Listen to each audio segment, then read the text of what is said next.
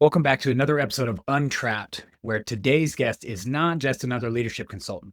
Halelly Azulay is a true bridge builder who's transformed leadership development from a corporate checkbox into a genuine human art form. We're talking about someone who went from a Mediterranean farming community to becoming a nationally recognized leadership development guru, winning medals in weightlifting and creating frameworks that actually help people become leaders that others genuinely want to follow. She founded Talent Grow after years of experience across corporate, government, nonprofit sectors, and her approach is refreshingly different. She's not just teaching leadership, she's helping professionals optimize their entire life strategy. Her whole life coaching approach have influenced global firms like PricewaterhouseCoopers and Booz Allen Hamilton. She understands that great leadership isn't about giving orders, it's about creating genuine connection and continuous growth.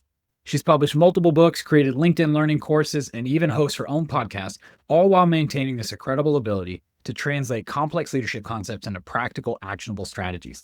So today we're diving deep into how you can actually develop leadership skills that matter.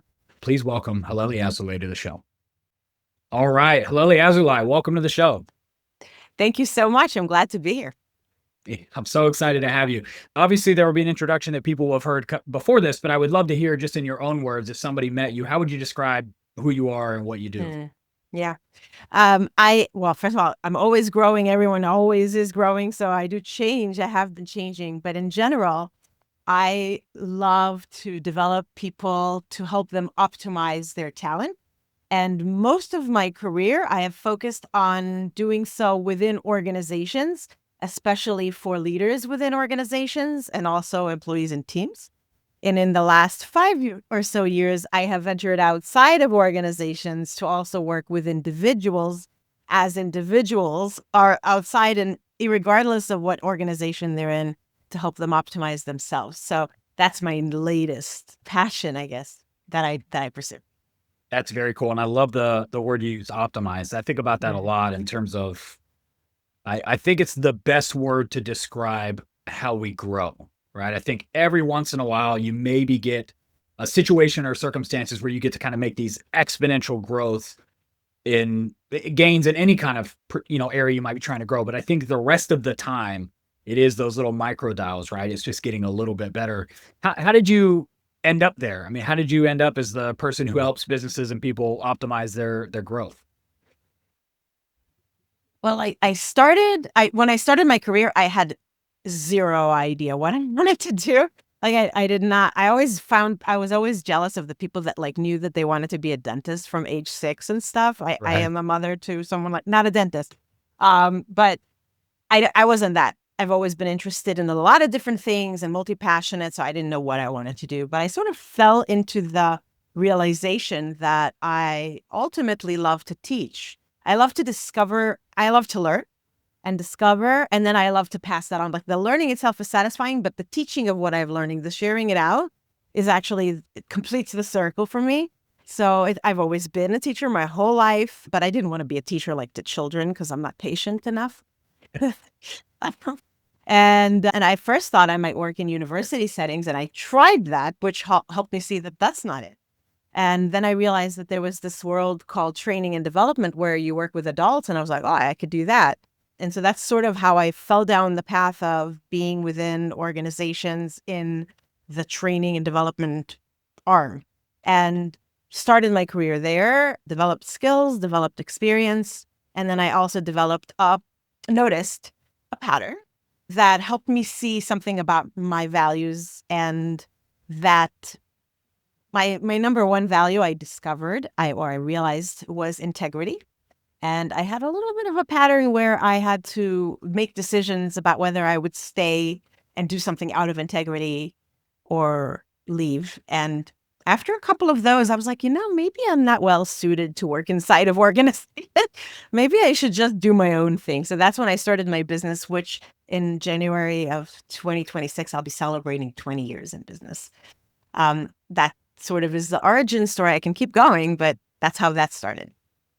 That's fantastic. I would love to know, what did the process look for you? You mentioned your values, so that's kind of where I'm going with this. You mentioned your values and realizing kind of one of your values was integrity. How did that become front and center for you to the point where you could actually articulate like, hey, these are my values? And the reason I'm asking is because I think it's a critical exercise that very few people do. I Yeah. think if you stopped most people on the street and you said, what are the top 5 most important things? They would kind of stumble over some things. And then if I was like, yeah, give me your calendar and your bank account, you would see 5 completely different priorities that they were putting their time and attention to. So how did you end Yeah. up there actually going through that for yourself? You're right. And I've guided some people in the value discovery kind of exercise. The I didn't for a long time, I guess. Most of us have values that guide us, but if they're implicit or unconscious, then you are not necessarily making the best choices, or you might find yourself living in conflict. A lot of people do live in contradiction or in conflict, and they don't know where the discomfort or dissatisfaction is coming from. Usually it's because you're working against your core values. So I didn't understand that, but I was experiencing that angst. And then I got really lucky, I guess, or the universe served me, or I don't know how it works, but I was in one of the organizations where I was experiencing that pain. And the it was a training department, and they were bringing in a vendor to preview something they thought maybe to offer to the organization. And this vendor had a values workshop, a values discovery workshop. And I took it.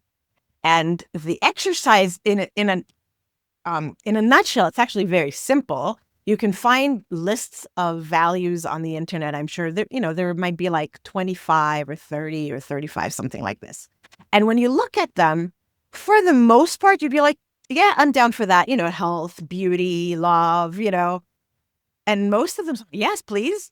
But then you have to actually identify your top 5, which means you have to eliminate most of them on the list. I found this extremely difficult to do, especially as I described earlier. I'm a multi-passionate, multi-interested guy. I don't like narrowing down. I like wide. Right. It was very, very hard. The thing that helped me was, what could I not live without? Am I saying that right? If I could, correct. if I didn't have it, could I live without it? Right. And that helped. And it was clarifying. And so then I just sort of reduced it down, and the goal is to just narrow it down to like 10, and then 5, and then 3, and then 1. And when it came down to it, and everyone is different, and there's no right or wrong.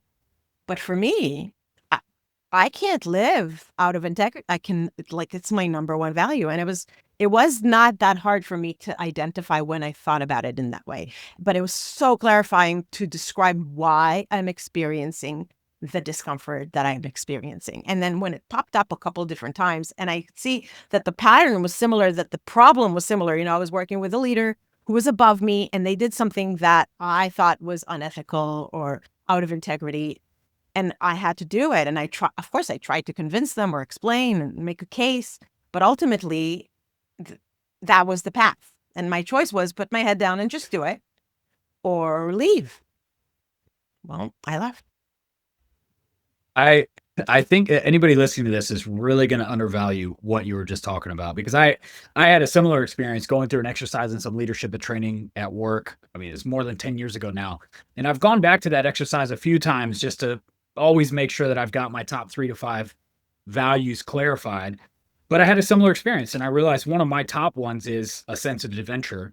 And like you're saying, as soon as I realized that, it's like, oh my gosh, I can immediately see why some of the discomfort and discontent that I feel on a daily basis is there. It's like I don't have enough of this novelty and excitement, and it makes it so easy then, like you're talking about optimizing. It's like, what are you optimizing for? Well, now I'm optimizing for these 3 to 5 things. How do I get more of that? And I think it's so valuable what you're talking about. Yeah, I mean, nothing is perfect, and no life is absolutely, rainbows and unicorns. But if you don't have enough of what you need, you're going to be miserable, and you only have one life. So you should try to find a way to live in a way that aligns with your values, so that most of the time you feel fulfilled. And it's possible, or it's at least worth striving for. That's what I think. Yeah. What kind of conversations do you have with people around that? I mean, do you find most people have this kind of aha moment, and they're able to sort of point the finger at, like, this is why I don't feel as happy as I feel like I should, or this is why I feel let down by the path that I've been on for so long, something like that. I don't know if it's most, but it's many, right? Yeah. I think it's very common. I'll give you an example. I do executive coaching as one of the offerings that I have in my business. And I was working with a leader who has achieved so much success. I mean, at the top of his organization. He's achieving so much success. And we were talking about some of the things where he felt guilty, or ill at ease about some things that he kept choosing or wanting to choose. For him, it was like downtime or recovery time, right? He was burnt out. He had very little time left for health pursuits and family time and things that he finds pleasurable. And so I guided him to explore, what are your values? And if this is a value, why are you feeling guilty about wanting it? Right? Like it's proper that you should want it. And it's proper that you should make time for it, because otherwise you're going to be burnt out and miserable. And is that what you like? Is this what you worked for your whole career?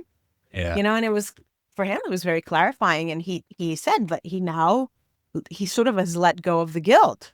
I think that everyone should let go of guilt or resolve 100%. it, right? Because it's a very unsatisfying and hard, painful life to live that way. Yeah.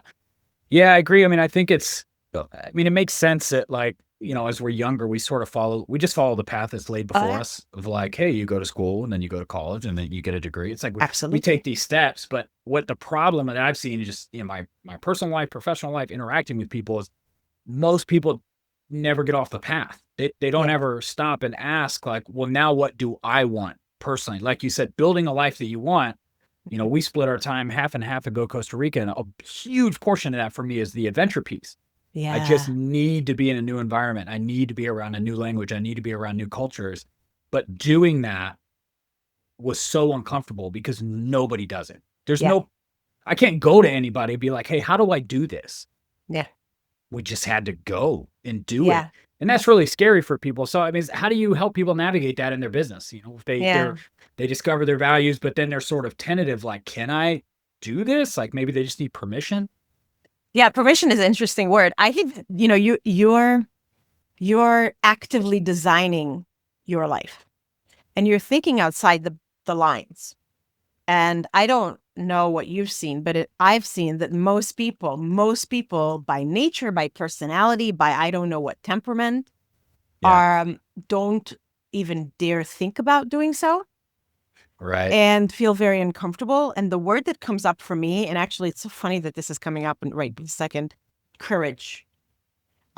Small c, courage. I know you were in the special forces and stuff, like, not like running into a burning building and saving a life kind of courage. I just mean like the courage to go against social norms, or even like your parents, what their expectations were, or even your own past expectations of yourself. And changing course and doing something and taking a chance, it requires some courage. Yeah. And I think that courage is in short supply these days, unfortunately.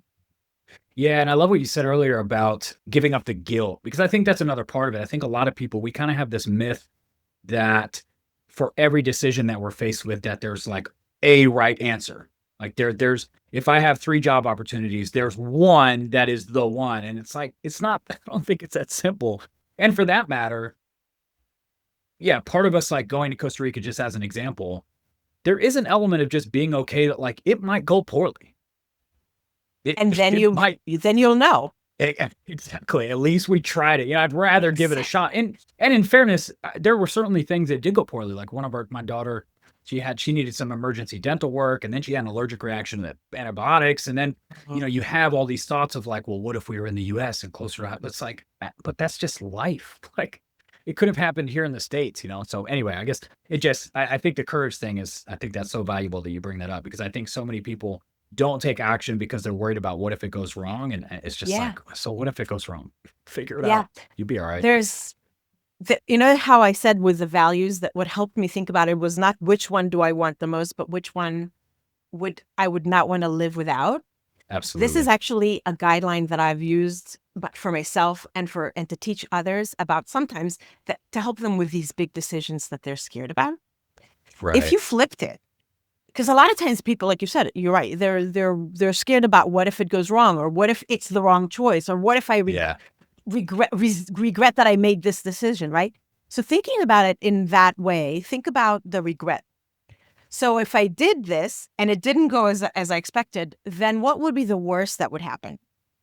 And could I live with that? if I didn't do it, what would be the worst that could happen? And could I live with that? It's like the regret lens, is very, very Right. helpful. A life of no regrets. So yeah, if I tried living in Costa Rica and it didn't work out, I could change. It won't be the end of my life. It won't be the end of anything. And then Right. I'll never have to worry it all my whole life of what if I would have tried it, right? Yeah. And you can't undo that at the end of your life, but Right. you can undo moving to Costa Rica and deciding it was the wrong thing. And Right. Yeah, but just move but back. never I don't trying. actually, I don't share the story very often, but exactly what you're talking about is the reason that I joined Special Forces. Yeah. So we were going through some leadership training. We're discovering our values, developing a mission statement, doing all these things for our life. And it was during that process that I remembered this childhood dream I have of being in the military and special operations and all that. And for whatever reason, I remember having this conversation with my yet unborn child. Wasn't married, didn't even have a girlfriend. And she was asking me, she was Wow. coming to me scared to pursue this dream of hers. And she was asking for my advice. And in that moment, my answer was like, absolutely face this thing that scares you and go. And then his light bulb went off. And I was like, I have to do this Wow. for exactly the reason you mentioned. If I get to the end of my life and I didn't do the thing that I would advise my child to do, like what kind of integrity is that? So I was like, I have to go now. I have to do this thing. That's And, and then went and did it. But man, it's so valuable. We're not even 20 minutes in. There's so many gems that you're bringing here. I hope people are well, really you're taking notes on lucky. this. You're lucky that you had the foresight to think that. You gave me goosebumps because I had that conversation with my actual child. Oh, no kidding. About 10 years ago or so, because I had a regret. I did not pursue. I had a dream, and I did not pursue that career dream. And I can't undo it because it was to be a dancer. It was a youth-based dream. I Very never cool. did it because I was not courageous enough. Not courageous enough to take a chance. What if it didn't work? And also not courageous enough to go against my parents' advice, which was, it's not a Right. career. I mean, they meant Yeah, well, absolutely. but they said, Yeah. oh, dancing, that's not a career. You're smart to go to college, do that as a hobby. And I just sort of, I just went along with that. It was the path of least resistance. And I always wondered, what if I would have tried? Because, okay, if I would have tried it and it didn't work out, I'm sure I could have figured something else out, but I didn't. Right. And I cannot Absolutely. undo that. I dance now, but I can't be professional Yeah. dancer like I could have, maybe, I don't know. And my son, when he was 15, when he was 7, you know how I said the thing about the dentist and I'm the mother of one? Right. But not a dentist, because that maybe would have been easier. No, he wants to be a skateboarder since Very he was cool. 7. And the thoughts that came up in my head when he was 15 and wanted to do homeschooling instead of regular high school so he would have more time to skate, the inside talk was exactly what my parents told me. Mhm. Oh, but it's really hard to be a professional skateboarder. Very few people make it to be a professional skateboarder. Right. School's really important, right? Like, but karma, here's my child. Do this to him, right? Like, here's my, Yeah. I have a second chance at least with him. But he was smart. He said, so we told him, yeah, it's fine. We support you to be a skateboarder, but you have to have a plan B. And this kid, 15, he says to us, so you want to tell me that you want me to spend more of my daylight hours going to school and then doing homework, and I have no time left for skating. You want me to spend more time on plan B than plan A. And my spouse and I, like, our jobs dropped. Like, what do you say? What do you say? And that's such he a went to hard. homeschool. He did homeschool. He's a professional skateboarder now. That's wonderful. That's fantastic. What a cool story. And that is such a, I mean, that's a theme for parenting. It's like, going back to courage, how do you have the courage to allow your children even the possibility that they might fail and that things go wrong, right? It's like, how do you have that? Side. How do you let go? The flip side, because he go? said, if you don't allow me to do this and I don't make it as a skateboarder, it will be because of you. I will not have been able to work on it. I need to do it while I'm young. I only have a small window of opportunity and you're going to hold me back. And I thought to myself, I can live with him trying, and then he can always, go back to a different school or go to college later or do something different later. Yeah. But know that he tried. And he knew he will know, like I don't, that at least he tried. But if he never gets to try, I will have that's guilt that I will have for the rest of my life. Do I really want that? I can't live with that. Yeah. So, and if he does go to school later, he'll be such a more well-rounded and of, have this diverse experience of base. course, He'll be of drawing off all course, this. And I would love to of talk about course. that with you for you, because you immigrated at a very young age. I mean, we're not just talking like moved states. You came from a totally different country.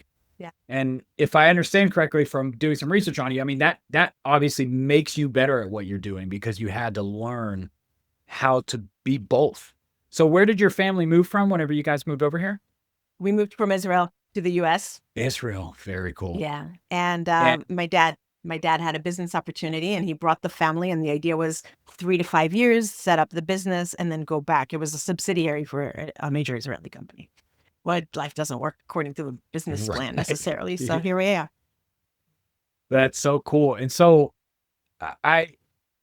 so how do you think that makes you better at what you do? Or does it? I mean, do you look back on that Yeah. experience and value it now? Or would you, if you were faced with a similar situation with your kids, would you say, no, I don't want to do to them what happened to me for a number of reasons? I don't know. I obviously have wondered, like, what would my life be like had I never moved to the U.S. or had we Right. moved to the U.S. and moved back? Of course, lots of things would be very, very different, right? And we Yeah. can't, that's interesting, but not useful Right. because I didn't choose it. But I think that the way I am fortunate enough that I have a strong enough personality, I guess, to be able to handle that kind of stress and not allow it to break me, and outgoing enough or sort of courageous enough, if you will, to just sort of go into the situation and try to make the most of it, even though it's very, very uncomfortable. And I saw an interesting case study when I was 16. There was another girl in my school who was also Israeli and also came with her parents at a similar age. 12, that's the age I came. 12 is, you're forming your social identity. You're separating Yeah. from your parents. That's a very hard time to rip someone completely out of their comfort zone, their language, their culture, their friends, and put them in a completely different place. That's really hard because you're not as For sure. malleable as like a 6-year-old or a 4-year-old or a 3-year-old. So it's more painful. That's a big time of transition. But Yeah. she was broken. She was introverted. She had like sort of reclused even more. She hated everyone in America and everything about America. And she just lived for the moment she could move back to Israel when she turned to be an adult. And that was her plan. So she lived in a miserable state, So I think that in that way, my way was much better. And I think it does make me it makes me someone who can, I know that I can handle big and difficult changes, and that I'm resilient and I'm creative and that I'll figure it out, and I think that it taught me that. But it also taught me a lot about differences in culture, differences between people. So I understand a lot more about more people because I never lived in an insular kind of upbringing like many people do. Right. Yeah, I had a similar experience when I was younger. We moved around a lot. I mean, it was all inside the States, but probably between 5 years old and 11 years old, we moved, I think, 3 times. And so several times was new people, new schools, of course, all the same language and customs. But from that, similar to what you're talking about, I developed this ability when I was in high school to just sort of get along with anybody. Yeah.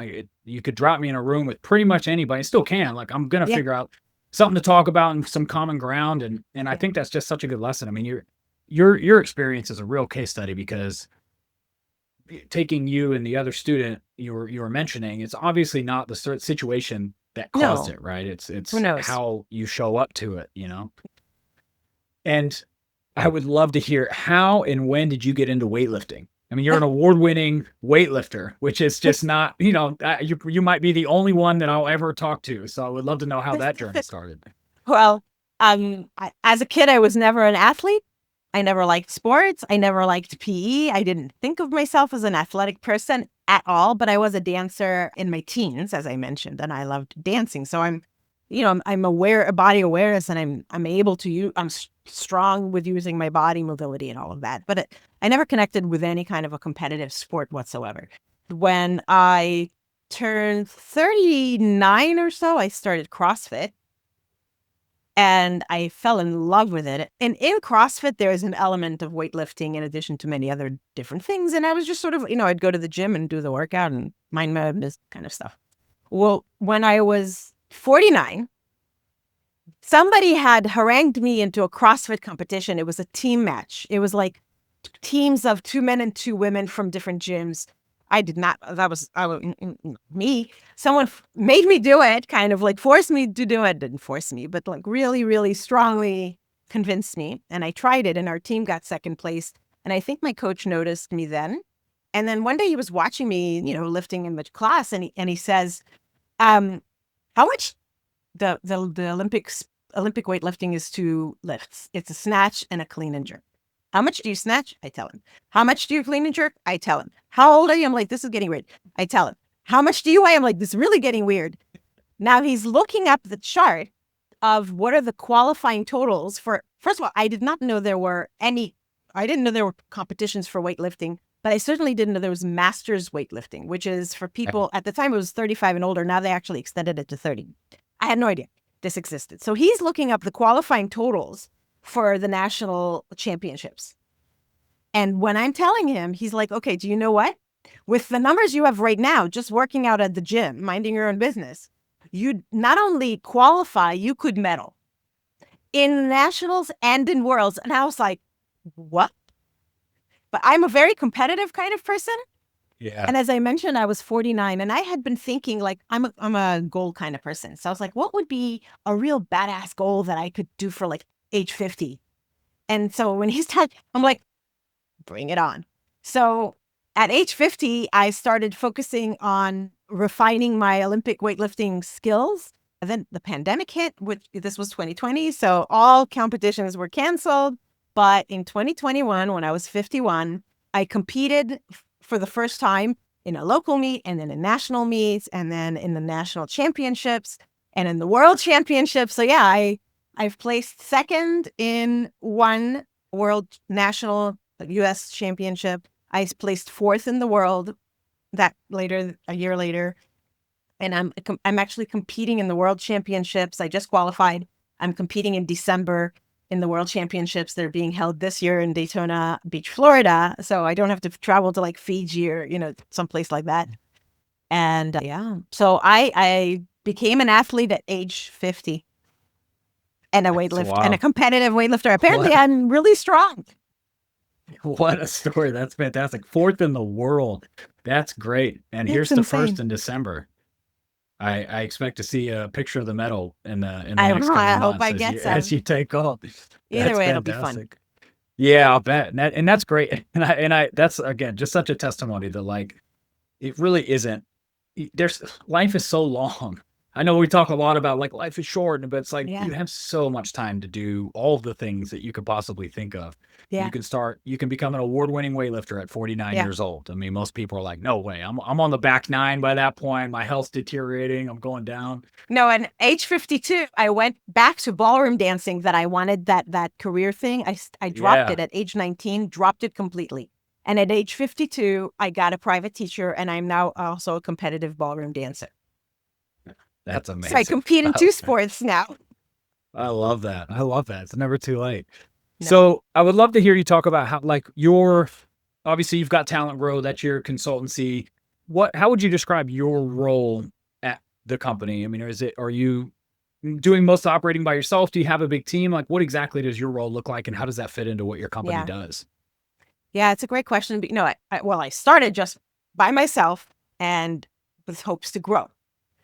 But once I went along enough, I realized that to grow would mean I have to bring on employees and then be the one that brings in business opportunities and then hands them out to other people to do. And I would no longer be doing the craft, which I love, which is facilitating workshops, speaking on stage. Well, I can maybe still speak on stages, but like helping people optimize their talent. I would actually become an administrator, and then other people would be doing the work. And when I realized that, I was like, well, that doesn't sound like fun at all. I don't I don't want that. I would be miserable, right? And also, I didn't want people's life, their income, their livelihood to be on me. I don't, Right. that didn't sound so good. So what I did was I've always been able to expand for contracts with ad hoc people as contractors, just bring them on as a 1099, do the Yeah. work, fulfill the work, and then send them on their merry way. I've also over the years hired many people to do types of work that I need them to do, but also as just external freelance contractors, never really as someone who's on my payroll. And it was a very conscious choice when I realized that would be one way of growing. The other way of growing is just to increase my reach and raise my pay from clients directly. And so I chose that. I think that's probably limiting. Like, so you have to think, what do you want? Do you want to grow? And then to what end? Like, for what is the purpose of just growing and growing and growing? For what? I want to have a life that I enjoy. I want to do what I love. And I also want the freedom to say no, to walk away, or to do my hobbies outside of work. I don't want to become a slave to my business. So that's a long answer to say I didn't lightly choose it, but I am a one woman business with many different ways to grow to serve clients and projects. I think that's such an undervalued conversation for anybody who's thinking about entrepreneurship or starting their business. Because I was guilty of the exact same thing. As I came out of the Army, I started a business. I had an agency. It was doing well. And in my brain, the only logical solution or sort of end to that was to bring on a team, to continue to hire and add more clients and do all this. And 3 very frustrating years of struggling at that before I realized I don't actually need more clients. I could, just by myself as a one-person show, I can manage enough clients where I have time to enjoy Costa Rica and enjoy my family and do all these things. And I just don't need an unlimited amount of revenue or Yeah. income. And but to your point, I had never stopped and asked. I think of it as like building somebody else's business. Somewhere I'd gotten in my mind this kind of picture of what it looks like. And I was pursuing this thing without ever asking myself, like, what am I optimizing for? Going back to the beginning. Exactly. Of the conversation. This totally goes back to that thing that you said earlier about you just do kind of what society expects or what it seems like Right. people think is the right way. But like, okay, but is that right for me? Just because they think I'm supposed to do that? Like, is that what I want? Yeah. Right. And so being courageous enough to choose for yourself and to go outside of sort of like the pattern that everybody just flows. One time somebody made the real kind of, I think it was a derogatory comment. They're like, oh, so you have a lifestyle business. And I was like, well, yes, I do. Like, yeah, how dare me? What's your lifestyle like? Exactly. Yeah, exactly. So yeah, what does your day-to-day look like? I mean, you're running this business, you've obviously got clients. Like what does a day-to-day operation look like for you? What I really like is my business is very varied and my days are varied. I love that because I get bored easily and I like variety, as maybe I've mentioned. And also I would say that it's kind of different before the pandemic and after the pandemic. I sometimes think that, how like we say BC, we have like a demarcation of time. Yeah. I do think that we're going to have that in like down the future, there will be before COVID and after COVID about Absolutely. many different things. Because before COVID, a lot of my work was in person and I was spending a lot of time getting on airplanes, flying to client locations, doing my work with clients for a day, 2 days, 3 days, 4 days, then coming back home. And it was fun to a degree, but it's, you burn out always being on the road. And the one thing that I couldn't do is I could never have a regular hobby of any kind. Because if there was something where the class is every Tuesday, well, I'm like, one Tuesday I'm in Atlanta, one Tuesday I'm in Dallas. I don't know where I am on Tuesday, but I certainly can't be there every Tuesday. So I could never really do something that was progressive like that. And always having to reinvent, like building a health and a fitness routine, things like this. It's like, the things that we learn about habits is if you can make them kind of mindless, you just do them over and over, then it's much easier to maintain. I had to reinvent myself every day, every week, every month. And so a lot of that stuff went by the wayside. With COVID, everything went to unlock. Well, first of all, everything went to zero. I had no business thank goodness for credit cards. But yikes. But rebuilding, everything went to online. It existed before COVID, but before COVID, I would say I don't enjoy that as much, so I'm not doing it. Let the people who like doing it do that. Right. But after COVID, it's like, well, I really enjoy eating, and so yes, bring it on online. Let's do it. Right. Yeah, it's all relative. So I just shifted, but that creates a lot of flexibility and freedom because I am no longer caught up my whole day, my whole week in traveling and burning time. So I'm able to actually go to the gym every day. So that's a long. I give long answers. I'm sorry. No, that's great. I am able to get up without my alarm most days, except for like this morning, I had a workshop for a client that started at 7:30 because it's a hospital and they wanted to give something to the nurses on their shifts. So they needed a workshop at 7:30. I don't typically work at 7:30, or when I'm working Right. with a group in Europe. Well, now I can work with a group in Europe. And I don't Yeah. have to fly to Europe, but I might have to do it at 6 a.m. because that's their 4 p.m. But it gives me all this flexibility. So a lot of my work is done earlier in the day. It's done mostly here and there I travel, but mostly it's on like on Zoom or something like this. And then I do my emails, I do my research, I do whatever. And then by 2:30, usually I go to the gym and Good for you. I spend time at the gym almost every day. But now I coach CrossFit and weightlifting also at my gym just for fun.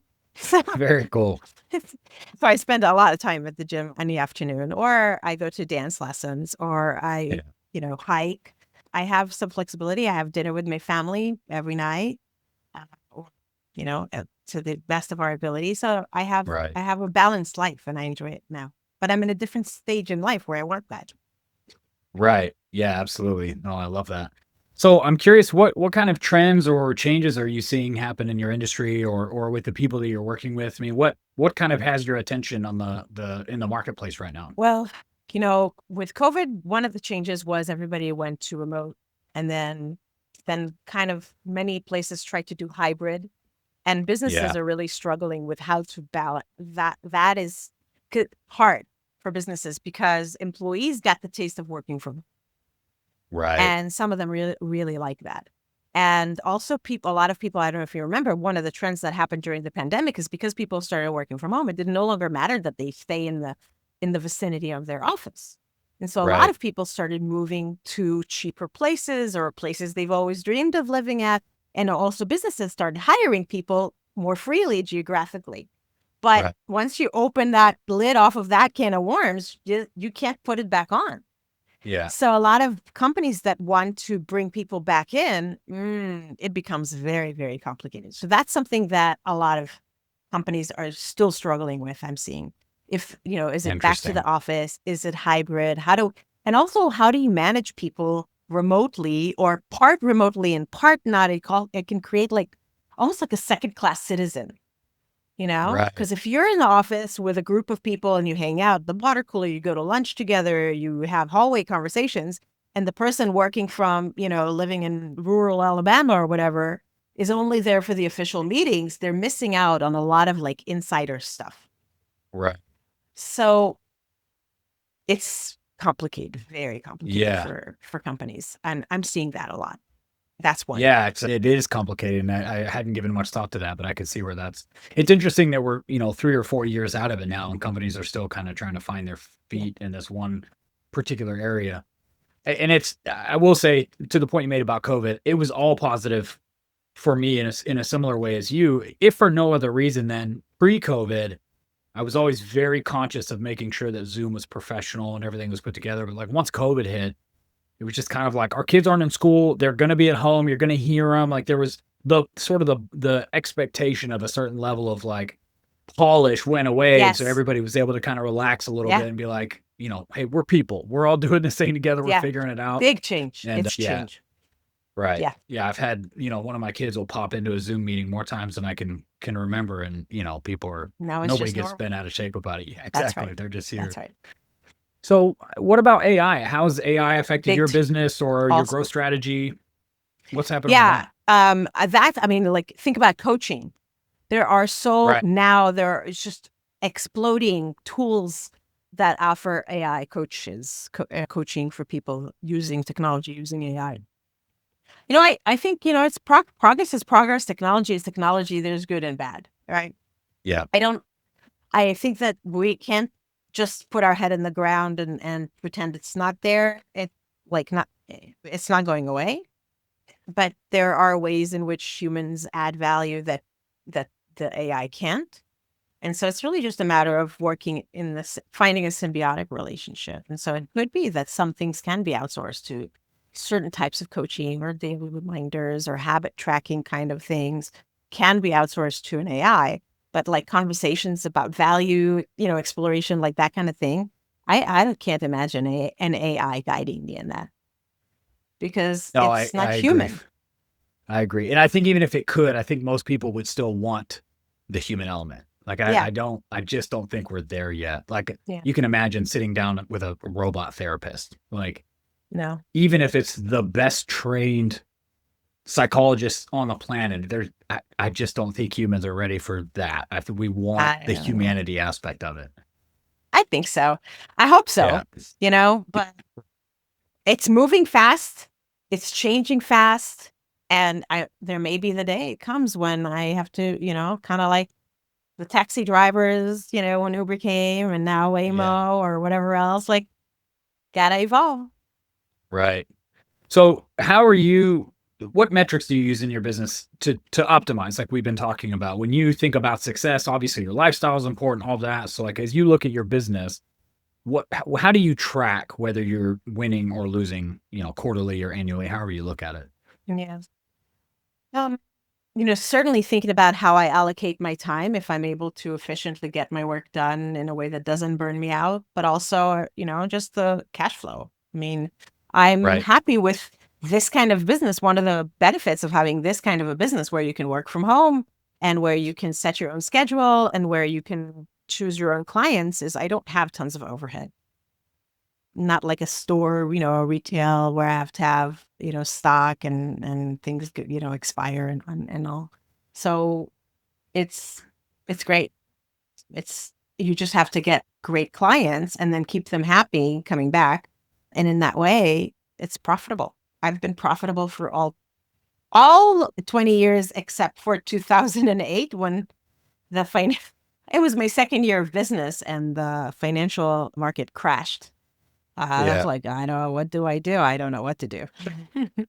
So that year we just survived. That year, and then of course COVID. Other than that, profitable every year. So That's amazing. that's it. I think people underestimate sometimes surviving is the win. Like it's Just not always going to be a record year. yeah, Sometimes you just live to fight another day. that's it. And not close down. I mean, there were so Right. many businesses that did shut down after COVID. That's really sad. In certain industries, Yeah. especially. Yeah, absolutely. For sure. So what's something that's happening in your business that you're really excited about right now? Is there anything new you're working on or just any trends? Like what has you feeling really good about your business right now? Yeah. When I started my business, I focused much more on consulting to organizations and working with groups. And I didn't pursue working one-on-one with people, especially because back then it was in person and, you burn a lot there. It burns time to get Right. one-on-one with people in person. But now it's actually pretty easy. And I'm enjoying it a lot, I think, because of where I am in my life. I really enjoy working one on one with people. But what I have been pursuing, because I realized again, like thinking about my values, I felt really constrained. I created, when you build a business, everybody always says niche and really, narrow down your focus. And so I'm leadership. I'm about building, developing leaders in organizations. But eventually, the variety craving Halelly was like, I don't want to just work with people in this container with these guardrails around them because they're a whole person. And I have a lot to offer that is not part of the sort of the narrow path of just being a better leader. I can offer things. I've been researching health and fitness my whole life as a side thing and teaching it to people in my circle and applying it on myself. But I have so much to offer, and there's a lot of people that need that kind of a support. And my current business doesn't allow for that. It's outside of my niche. So I decided that I'm just like I'm done with the guardrails and I'm done with the boundaries. And I want to work with people who want to work with me whether their business sends them to me or not, whether their, company pays for it or not, people who are successful, who are high achievers, who are top performing types of people. That's the kind of people I really like to work with. But they feel like there's just like one thing that's missing or two things that they want to get dialed in, Yeah. and but they're not broken. But everybody needs somebody that can help them think through it, right? Somebody that Right. can help them ideate, somebody who can help them brainstorm, someone who can help them figure out different little experiments, you said earlier, optimize little things. Well, someone that can help you do that, you can do it much better than if you figured it out by yourself. And someone that you can come back to the week after to talk about, how did you do? What obstacles did you face? What did you do? What could you do next time? But also even just for the accountability. I mean, the highest performers, Michael Phelps, swimmer, like the biggest performers in the world have a coach. So being this kind of a coach to people is very exciting for me because I get to be my whole self with them and they get to be their whole self with me. And I struggled with how to name it. It doesn't really roll off the tongue, but I'm calling it whole life optimization coaching. It's not that snappy, but the sort of moniker that I've given to it is badass coaching. Like people who are already badass but want to be even more badass. That's the kind Right. of people I love to work with. I love that. And for what it's worth, when I saw whole life optimization coaching, I immediately knew what it was. I knew what it meant. So as Cool. far as branding, I think you're on track there. Well, thank you. Thank you. You have a hard stop. We're at time, but if you I know have I some talk a time lot. I'm good. if you have some time, okay, cool. Yeah, I have some time.